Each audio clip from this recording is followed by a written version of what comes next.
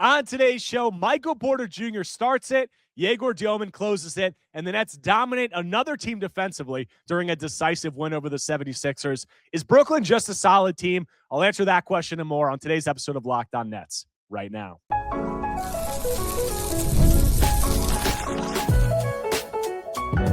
You are Locked On Nets, your daily Brooklyn Nets podcast. Part of the Locked On Podcast Network, your team every day.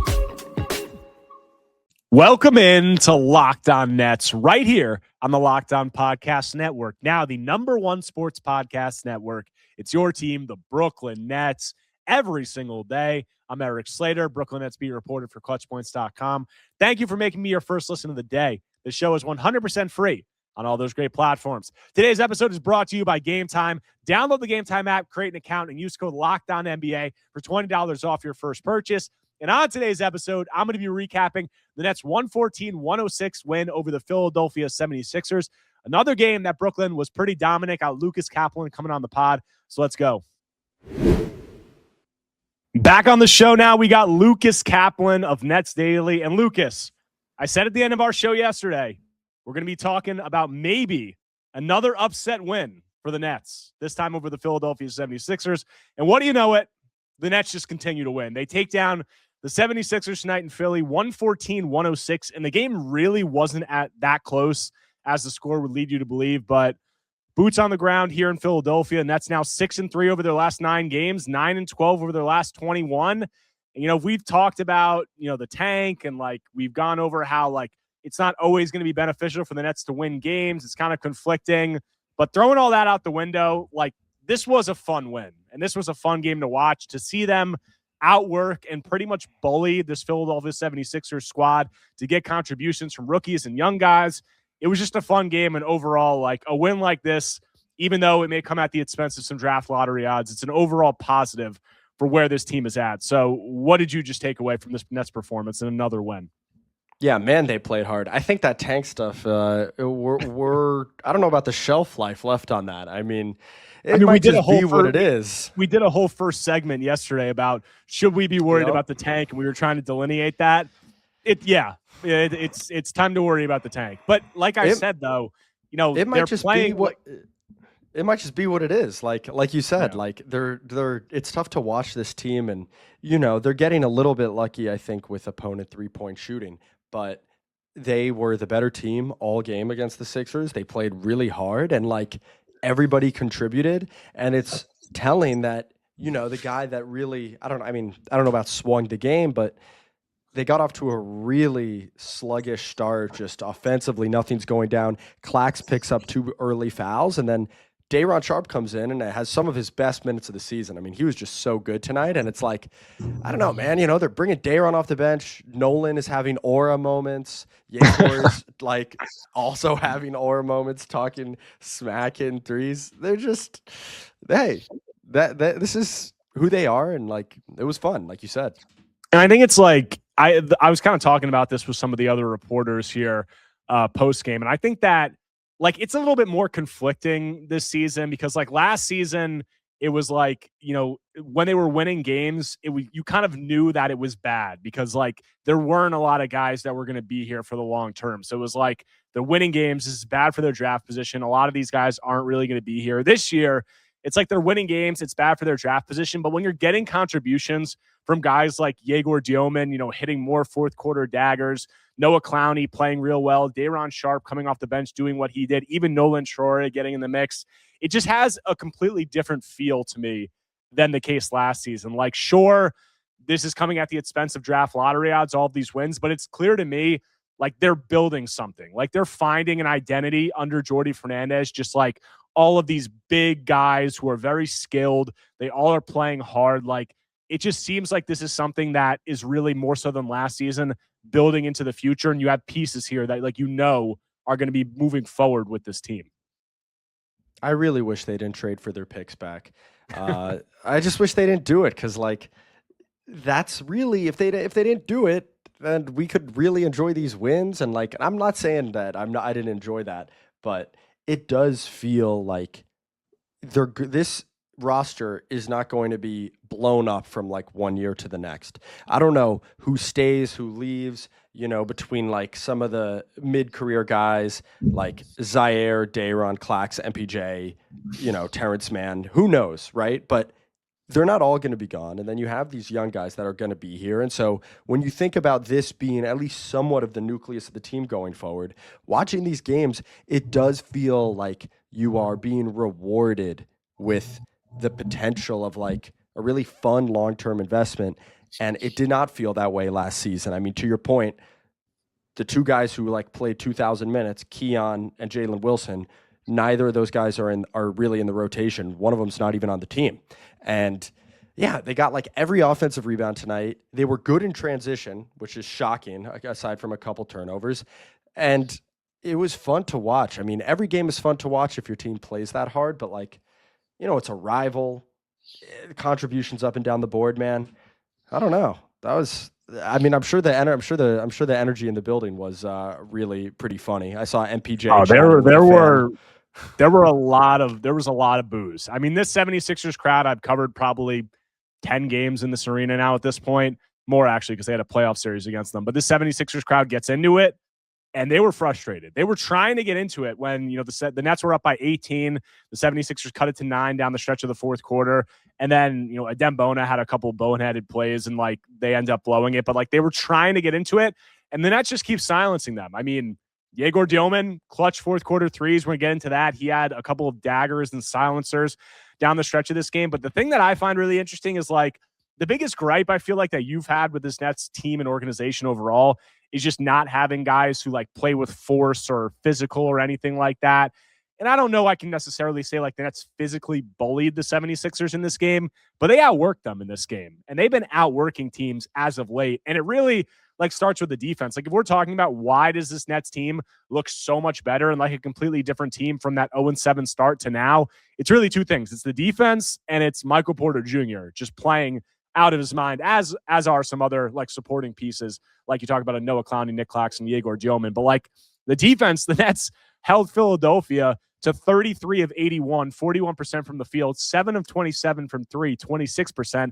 They forced 17 turnovers. I mean, what was Tyrese Maxey in this game? Tyrese Maxey, 3 of 14 from the field, 0 of 5 from three. And like he missed some shots for sure, but like the Nets are shutting teams down defensively.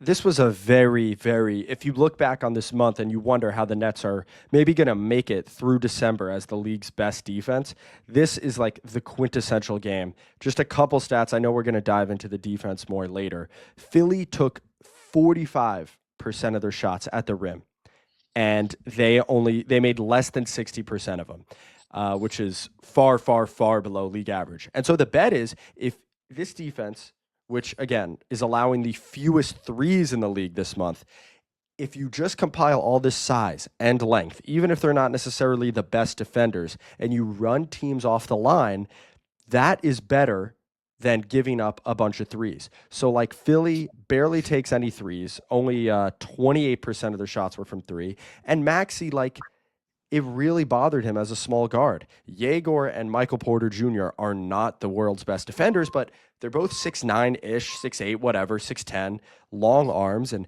Maxey had quite a few plays today. So did Eric Gordon. So did Jared McCain, where instead of a layup, it's like a high scoop lefty floater and it misses. And so this is how they've been winning games. Aside from just the effort and the rebounding and diving on the floor, all that was great. It really is structurally send all of these drivers, funnel them into the paint, and odds are whoever's meeting them there is going to be really big and really long. And in the case of like, especially Dayron today, really active hands and good at like playing 2-on-1s. So this was really, really like the quintessential example of why their defense has been so good in this month. I mean, the defensive improvement has been, it's really like blown me away. It's wild. Crazy. I mean, they were 0-7. We've talked about it on the pod in the last few pods, but they were 0-7 with 128.5 defensive rating. Going into this game, they are allowing the fewest points in the NBA in December, and they have 112 defensive rating over their last 20 games, and they're 8-12 in those games. Now 9-12 over their last 21. I mean, that's a 16.5 point improvement. And I don't want to like keep piling onto Cam Thomas, but like just the difference of replacing him with a guy like Noah Clowney and then Egor Demin entering the lineup, it's just like you don't have that one guy that teams can pick on. Like, is everybody in this lineup a great defender? No, but the overall size, the sheer length of it is overwhelming other teams. Like, I wrote an article about it early today about the defensive turnaround. You look across this Nets starting five, the average height, they're 6'9", average wingspan is 7 foot. And then they don't have any small guys coming off the bench. I mean, Nolan Troy is the smallest. Even him, he's like 6'4" with the 6'8" wingspan. And you look at like what they've done since the 0-7 start. They've gone from dead last in the NBA to top 10 in the league in opponents' points in the paint, defensive rebounding percentage, transition defense, and they are defending the three-point line extremely well. And that has been the difference in a lot of these games. And I'm glad that you brought that up, because over the last 20 games when they're 8-12, they're allowing the third fewest three-point attempts in the league. They're allowing around 33 three-point attempts per game, and they're attempting 41 themselves. And they're making like 3 more threes per game than opponents. And you look at tonight, like I got the box right here. What were the 76ers were 7 of 27 from 3, and the Nets were 17 of 46. Nets made 10 more threes in this game. Like, that is becoming the difference on a nightly basis. And they didn't even like shoot particularly crazy. I mean, Jaggor got a little hot, like more than a little hot in that fourth quarter, and Michael Porter Jr. had a stretch of his own, but this was not a game they won because they got like so unreasonably hot from 3. I mean, off the, what is that, like 36% from 3? Yeah, 37% exactly. Yeah, I mean, it's the volume and it's their ability to run teams off the line. Now, granted, again, like they haven't played a ton of great offensive teams in this stretch, and you know, some of it today was Embiid cooking early, like from the mid-range where he operates. And man, I get depressed watching Joel these days. But I wonder like how indicative of a long-term philosophy this is with suppressing opponents' three-point rates, like with more switching. Is it, you know, just a temporary Band-Aid because they couldn't give effort and rebound and fly around, you know, versus the short roll? Or like, do they really think, you know, this is like a long-term direction? I mean, they might not even know that yet, but we'll see. And that's the other thing I didn't mention. They're switching way more now, and they're keeping the ball in front. And you can see how engaged Nick Claxton is. Danny Wolf, probably his best, like one of the things he does surprisingly well is contain the ball one-on-one. You know, MPJ is long, like they're not terrible one-on-one defenders. And that's a big part of this low three-point rate for opponents as well. Yeah, and I think just overall, like I spoke before about, like, sure, like they're losing ground in the draft lottery standings, but at least you have like the vision and the way that they're trying to build forward. And that vision is having a lot of guys on the court who are just huge while trying to not sacrifice that much on the other end on offense in terms of like skill. Like you have guys like Egor Demin, like Danny Wolf, who are sizable but have this ability. You look even beyond that, like Ben Saraf isn't playing, but he's 6'6" and has some of those skills. Nolan Troy is, you know, had good size for a point guard, like sizable, skilled guys. And you're seeing right now, like how that vision is coming to fruition just during like it being in its infancy. Like the size that the Nets have, it's overwhelming opposing offenses right now. And they're doing that without really a defensive stopper on this team. So that overall size, that overall athleticism, them shooting a lot of threes, like that is clearly the vision moving forward. And you saw, you know, in this game and in some of the recent games, how it's playing out. But we got to talk about Michael Porter Jr. I mean, just coming out of the gate on fire in another game. Michael Porter Jr. starting it, and then Egor Demin closing it. So we're going to talk about those two guys and what we saw from them after a quick break. This episode is brought to you by Prize Picks. The holiday season is one of the best times for sports. Bowl games, big basketball matchups, playoff pushes. It's all happening at once. And while we're all making choices every day, one of the most fun places to make the right call is Prize Picks. Prize Picks is the easiest way to get in on daily fantasy. Just pick more or less on at least 2 player projections, lock in your lineup, and you're in the game. It's simple, fast, and available in 45 states, including California, Texas, Florida, and Georgia. Guys, Prize Picks is adding an extra layer of excitement excitement to the holiday sports schedule. Creating a lineup takes less than a minute, and the app makes the whole process smooth and intuitive. You can choose from a huge range of unique stats, fantasy score, field goals attempted, free throws made, turnovers, whatever fits your strategy. So download the PrizePicks app today and use code LOCKEDONNBA to get $50 in lineups after you play your first $5 lineup. That's code LOCKEDONNBA to get $50 in lineups after you play your first $5 lineup. PrizePicks. It's good to be right. Coming back from the break on today's Locked On Nets episode, recapping Brooklyn's 114-106 win over the Philadelphia 76ers. We talked about the defense. We talked about them outworking the 76ers. Now we got to talk about Michael Porter Jr., who comes out in this one and turned in probably the best scoring half of his career. I mean, he had a career-high 25 points in the first half. He only finishes with 28, 9 of 20 from the field, 5 of 12 from three. He cooled off in the second half, but the 76ers were so glued to MPJ in the second half and so focused on him that it really opened up so much for the rest of the Nets offense. And I was talking to MPJ in the locker room about the game, and he was like joking, like, man, they were glued to me in the second half. Like, I could not get free. And I was like, yeah, sure, but Jaggor gets a lot of open shots. A lot of other guys get a lot of open shots. Noah Clowney, Nick Claxton. And overall, it's just like, we did a whole episode on it yesterday. MPJ is the engine. He's fueling everything for this team.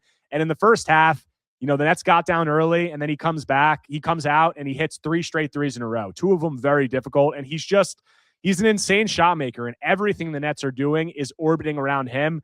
And, our podcast that published, yesterday or this morning, depending on when you're watching this, about, if you want to cut out the legs from this Nets team and improve the tank, MPJ taking him out. The first half of this game was about as good of a, advertisement or confirmation of that as you're going to see. So what'd you think about the MPJ performance? It's so awesome that he can have one of these games where you're watching it and you're like, listen, I haven't made a fake ballot, but it feels like all-star impact. I mean, he's carrying this team offensively. They plummet without him, generally speaking, on the court. They're 9-9 in their last 18 games with MPJ.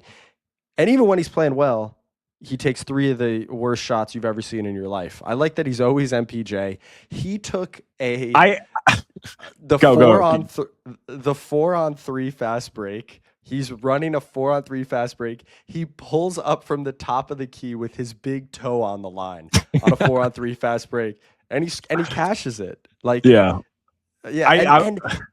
he's never swing the rock Porter. But when you watch, like, guys must love playing with this as their focal point of the offense, because his touches are so short and there's constant motion, and it really is conducive to like an everybody eats kind of offense, especially if you cut out, the 3 like terrible chucks he takes a game. Like, it must be fun to play with, right? Like, as counterintuitive as that seems. I mean, he's getting other guys like wide open looks, and I'm like the never swing the rock Porter thing. Like, sure, he takes bad shots, but he's making some passes too. I mean, only had 1 assist tonight. But what you said about like him taking some of the most ridiculous shots ever, like I asked Nick Claxton and I asked Jaggor about that post game, and Jaggor probably gave the best answer. He was like, I asked him, is it kind of like a welcome to the NBA to see MPJ, some of the shots that he takes and some of the shots that he makes?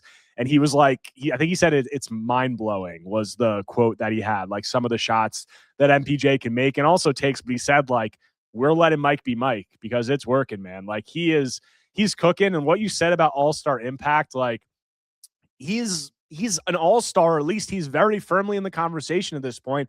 Like, I know the reason that he's not going to be in the conversation is because of some preconceived narratives about him, some preconceived narratives about how bad this team is supposed to be. I mean, what are the Nets now? How many wins do the Nets have now? They're what's the record? They're 9-19, I believe. Yeah, 9-19. So like you might see that and say like good stats, bad team guy. But like you said, following that 0-7 start, I mean, they're 9-9 over his last 18 games, and he's averaging like 28 points per game on 50, 40, 80 shooting splits. Like, that's all-star impact. The guy's playing like a bona fide all-star, and he should be in the all-star conversation.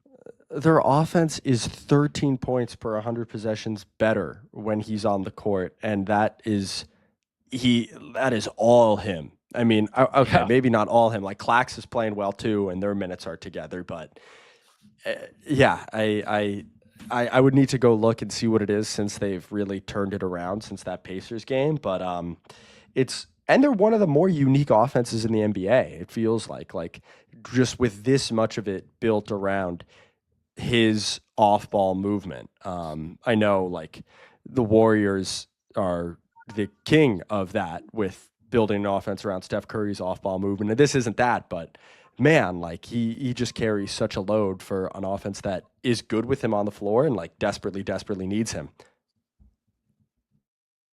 Yeah, but I mean, if you talk about like players in the NBA where, most valuable players to offenses, like if you took them out, the offense would just completely fall off a cliff and crater. Is there a player who exemplifies that more than Michael Porter Jr.? I mean, you have the big guys like Nikola Jokic, like Steph Curry, and obviously if you remove those guys, those offenses would be way worse. This Nets offense goes from, like not great, like pretty bad, but like still like respectable, I'd say, to probably historically like one of the worst ever if you remove Michael Porter Jr. from the equation. I mean, they do have a 105 offensive rating with him off, which would be historically bad. So, shit, maybe, or shoot, maybe. Yeah. So MPJ, I mean, we've talked about MPJ ad nauseum, but I mean, this game was a pretty damn good confirmation of the podcast we did yesterday, where if you're a Nets fan that's in support of the tank and you say like, this has been fun, but the Nets need to get serious about it and improve their draft lottery odds, trading MPJ, or maybe you do a Lauri Markkanen, Utah Jazz style, shut him down for extended periods during the second half of the season. But if MPJ is in the lineup, they're competing with a lot of teams. And like the 76ers tonight, they were without VJ Edgecombe, Quentin Grimes, Dominic Barlow, but still, like they have Joel Embiid, Tyrese Maxey, Paul George, Jared McCain, and the Nets were dominating them and boat racing them for a lot of this game. And the guy who closed it, Egor Demin, comes in and hits 2 threes down the stretch of this game that were just daggers into the heart of the 76ers and this Philly crowd. And Egor finishes with 20 points, 5 assists, 3 turnovers, 6 of 11 from the field, 5 of 9 from 3. He is becoming a big-time fourth-quarter shot maker, and he hit some tough threes, man. I mean, he hit 5 threes in this game. I'd say 3 of them were really tough. I mean, he hit one that was, he had an and 1 3, pull up off the dribble from the top of the key, hit a corner 3 that was like, there was a guy breathing down his neck when he took it. I mean, he's a big-time three-point shooter. Like, the 2-point volume and aggressiveness obviously is going to need to go up, but he's having games where, like, these last 3 games, he's making a big impact, and he's making big shots down the stretch of games and showing a little bit of a knack for being, like, a big-time shot maker down the stretch of games. Yeah, the one that he had in the right corner, that was just a, blinking fast. That's not the phrase, but that's just in the blink of an eye. That's the one I was talking about. Yeah, he got that thing off in a second. Yeah, and the fact that he oscillates between like ready to shoot and then other times, especially if he misses a couple, a little hesitant. But tonight he was ready to shoot, I thought, and he is a really like. He just doesn't make a lot of negative plays these days. You might want him to be more aggressive, and there's like a closeout here and there that's really slow, and you might want him to make one higher level pass. He threw his first lob pass today, his first successful alley-oop of the season, which was a good sign. But he's just kind of chilling, being dope, having fun, smiling for like 3.5 quarters. Where did that come from? Like, what is that? I see that on Twitter. The Nets just posted that. Did I miss something there? Like, where did that come from? Did you invent that? That sounds like something that you would invent. No, I'm bad I didn't think of it first, but that really does seem to be the Jaggor Domen cycle, especially even on the court. He's just smiling, chilling, and then he makes 3 threes. And so he's going to have these games where you don't notice him at all. But in a game like tonight, it's pretty rare for, a 19-year-old rookie guard, especially one that we had all these questions about pre-draft, to just maintain like neutral impact. Maybe you don't notice him, that's fine. His steals and blocks have been up the last like month or so. He had a couple nice defensive plays today, and then he makes 5 threes, like 3 or 4 in the fourth quarter. So just this steady impact to positive impact, and the shooting was like just listen, it's too early to look at the percentages, but when you just watch him shoot, there's not a worry about it long term, like at all. And to answer that question, the first 2 months of your career, it's pretty damn good. I think we've spoken about it and we've said it. Like, there are concerns about Jaggor, sure, like the advantage creation, some of the stuff that he can't do right now, but it's so easy to see the vision, at least of like, you're talking about like, he's not making bad plays right now. Like, first, 6'9", good size defensively. He's not like a great defender, obviously, as a rookie right now, but like his size is going to play at the defensive level and he's holding up well enough. And then you add in the 3-point shooting. And if you have those two things, and then you can get just enough of like the on-ball creation or getting him into some of those spots to take advantage of the playmaking, like he has that playmaking ability in him. You just need to unlock that. So if you have that size, the defensive, upside, the shot making, that passing that you need to try to unlock, that's a lot of tools. And then on top of that, he's just a high IQ player. And like the off the court stuff can sound cliche, but we asked Jordy Fernandez about it before the game. And he said, just talking about Jaggor overall, like he's just a guy who's all about all of the right things. And he's going to come in, he's going to work hard, he's going to have the right attitude. And when you have all those tools and then you also have all those intangibles, like it's easy to see the vision. And I think that it's pretty clear that Jaggor is going to be something in the NBA. What is that? How high of an upside is he going to reach? That's to be determined, but I'd be pretty encouraged if I were a Net fan right now. Definitely. It feels already hard to imagine him being like an outright negative on the court that often. So many questions, and I am not like sure that he's going to be high-end starter or all-star. Like I don't know any of that. I can't feel secure in that. And I'm sure we'll talk about do more of an overview of like his rookie season in the future or whatever. But like, listen, if you're picking 8th and you can get a guy that just contributes, that's a solid outcome. And it's not Jaggor's fault they didn't really do a great job tanking last year. But now that he's here, if he can just add value being part of a big, long defense, the block and steal rates are pretty decent. Like he's going to shoot.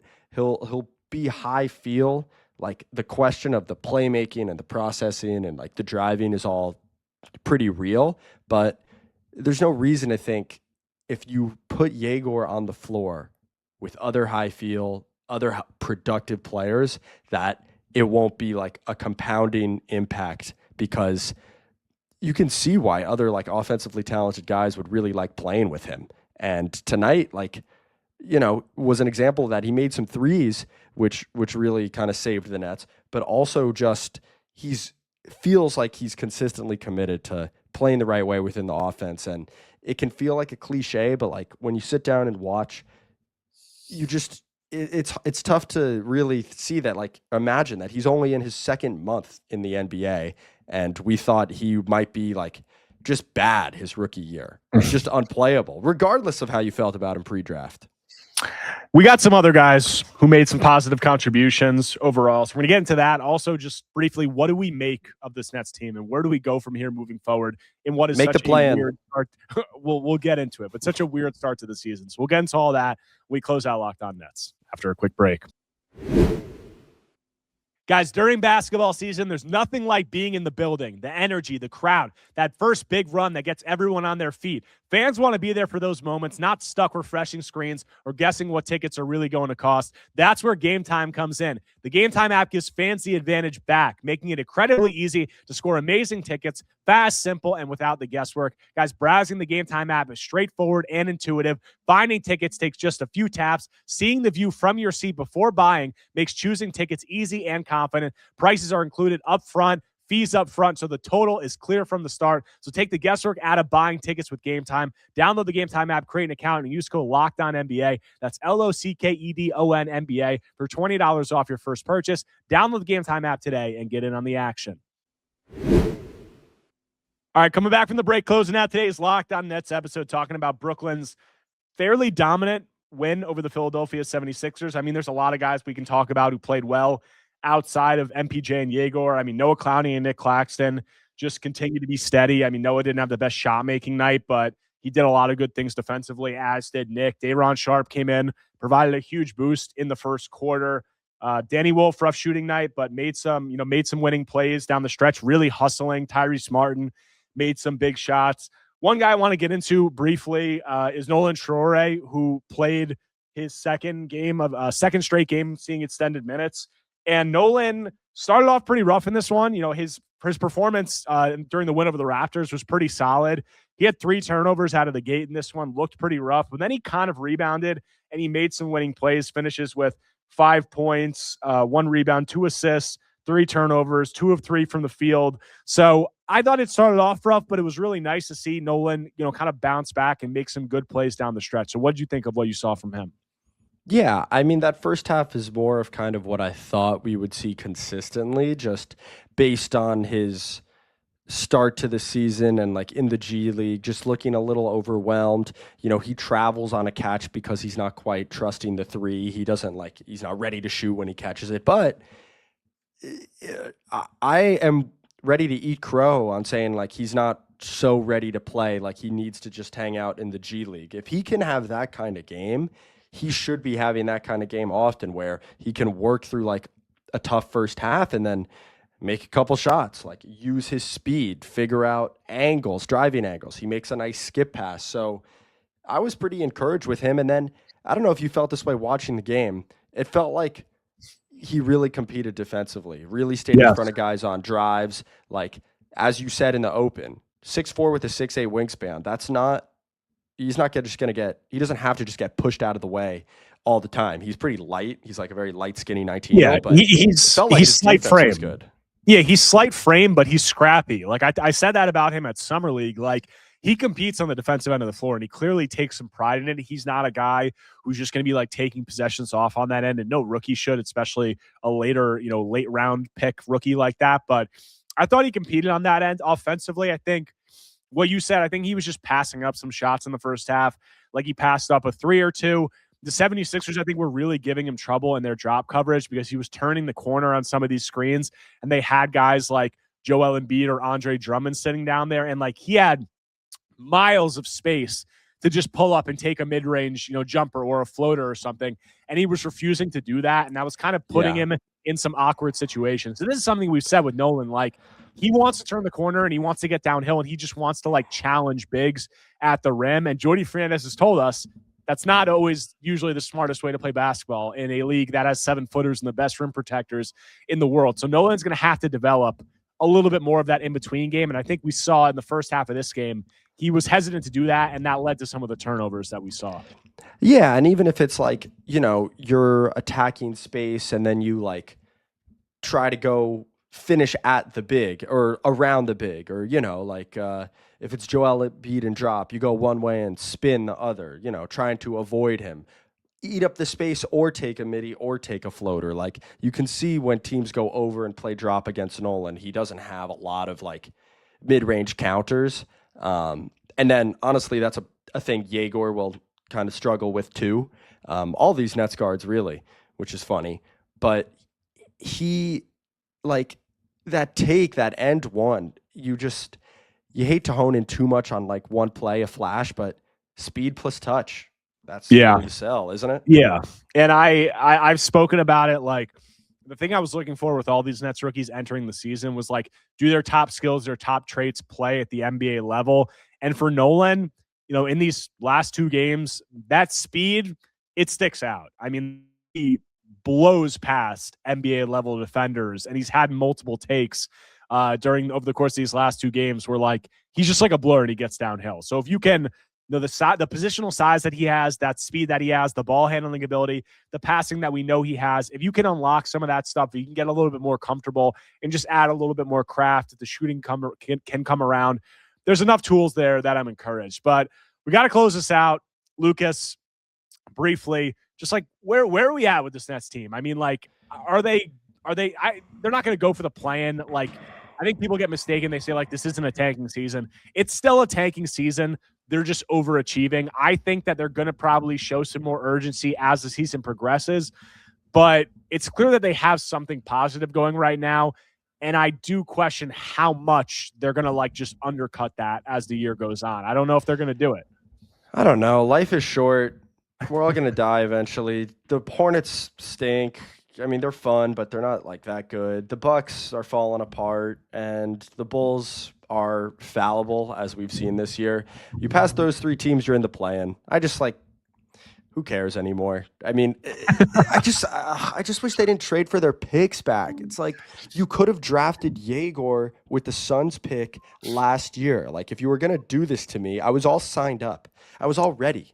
But dude, those Suns picks, I mean, they could be good assets. Like, we don't have enough time to delineate this whole thing, but they have something going that's good right now. They still do have an opportunity where they could be in like the top of the draft lottery standings. Like, I know that it's going well right now, but they have a tough stretch of the schedule coming up. There are moves that they can make. They can show more urgency as the year progresses. They can also just stay at like the 5th, 6th, 7th spot in the draft lottery standings and get lucky. So I don't have a problem with the trade they made, but if they don't show any more tanking urgency as the year progresses, then I think the trade doesn't make more sense. But I don't think they're going to completely undercut like the momentum they're building right now, but I think they'll do some more things, I think, as the year progresses, the way that we, saw them do last year. So we'll have coverage of all that, as the year progresses. But Lucas, appreciate taking the time. I got to get out of here. I got to write. I got to post some stuff on Twitter, and I got to edit this together. But that's got a few days off. Then they're playing the Minnesota Timberwolves, and we got the holidays coming up. Happy holidays. And, we'll have you back on soon. That does it for today's episode of Locked On Nets. Hope you guys enjoyed the talk with Lucas. If you do not already, make sure to subscribe to Locked On Nets on YouTube or wherever you get your podcasts, whether Apple Podcasts or Spotify. If you enjoy the content, take a second right now, smash that like button, leave a comment, leave a 5-star review. Anything you do to engage is much appreciated. That's got a couple days off. I'm going to keep chugging along here on Locked On Nets. Got a lot more to talk about. Got a mailbag episode coming up. So I'll have all that and more when I'm back tomorrow talking more Brooklyn Nets basketball.